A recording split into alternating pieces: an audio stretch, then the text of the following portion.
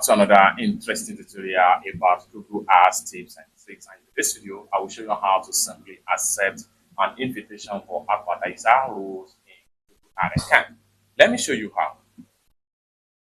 Very first thing you want to do is go ahead and open up your Gmail account, and then you have a mail right here, and it's going to be stated the person that invites you. You are going to see their mail, and then you can see the access level is administrative. Next thing you want to do right here is to scroll down and read detail. Administrative user will be able to make changes to campaign, account access, and linking requests about all of your responding features available for level access. If you do not want to access this account, you may decline the invitation and terms liberty. So for you to accept an invitation, what you need to do is to go ahead and click on accept invitation right here.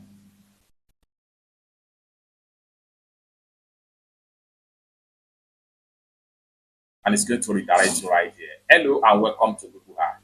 You have been invited to access Google Ad account for customer with the following email address. Then to accept the invitation, sign into Google Ad account and select your notification and click continue.